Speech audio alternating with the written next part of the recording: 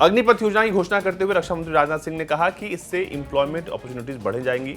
सेवा के दौरान सीखे गए स्किल्स और एक्सपीरियंस से उन्हें अलग अलग क्षेत्रों में एम्प्लॉयमेंट मिल जाएंगे। अग्निपथ योजना के अंतर्गत यह प्रयास हो रहा है कि इंडियन आर्म्ड फोर्सेस का प्रोफाइल उतना ही यूथफुल हो जितना विस्तृत देश की जनसंख्या का प्रोफाइल है। आपको बता दें कि अग्निपथ स्कीम के तहत भर्ती के लिए जो भी एलिजिबल है उसकी जानकारी आपको इस वीडियो में मिलने वाली है। साथ ही साथ क्या सैलरी मिलेगी, क्या सुविधाएं मिलेंगी, इसको हम विस्तार से समझते हैं। नमस्कार, मैं हूं अजीत और आप देख रहे हैं भारत तक। सबसे पहले समझते हैं कि आखिर कौन बन सकेंगे अग्निवीर। अग्निपथ स्कीम में भर्ती के लिए युवाओं की आयु 17 साल 6 महीने से लेकर 21 साल के बीच होनी जरूरी है। युवाओं की ट्रेनिंग पीरियड समेत कुल 4 सालों के लिए आर्म्ड सर्विसेज में सेवा का मौका मिलेगा। आपको बता दें कि भर्ती सेना के तय नियमानुसार ही होगी। अग्निवीरों के लिए सरकार ने एक सेवा निधि घोषणा की है। इसमें पहले साल में युवाओं को 30,000 रुपए मासिक पे पर रखा जाएगा, यानी 30,000 उनका वेतन होगा। इसके साथ ही साथ ईपीएफ और पीपीएफ की सुविधा के साथ अग्निवीर पहले साल 4.76 लाख रुपए पाएंगे, ये पैकेज होगा। और चौथे साल तक उनका वेतन जो है वो 40,000 रुपए यानी लगभग 6.92 लाख रुपए होगा। एनुअल पैकेज के साथ कुछ भत्ते भी मिलेंगे, जिसमें risk and hardship, ration, dress और ट्रेवल अलाउंस शामिल होंगे। सेवा के दौरान डिसेबल होने पर नॉन सर्विस पीरियड का कुल पे और इंटरेस्ट भी अलग से मिलेगा।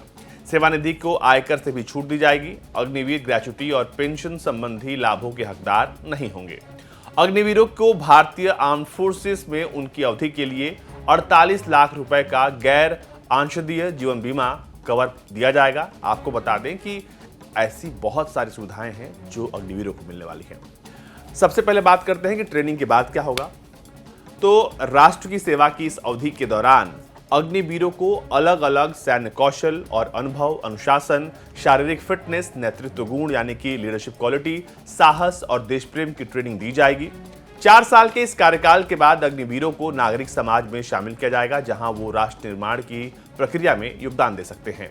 हर अग्निवीर द्वारा प्राप्त कौशल को उनके यूनिक बायोडेटा का हिस्सा बनने के लिए एक प्रमाण पत्र जारी किया जाएगा, यानी उन्हें एक सर्टिफिकेट मिलेगा। ये जो पूरा कार्यकाल है उसको पूरा कर लेने के बाद अग्निवीर अपनी युवा अवस्था में 4 साल का कार्यकाल पूरा होने पर प्रोफेशनल और पर्सनल रूप से परिपक्व और आत्म अनुशासित हो जाएंगे।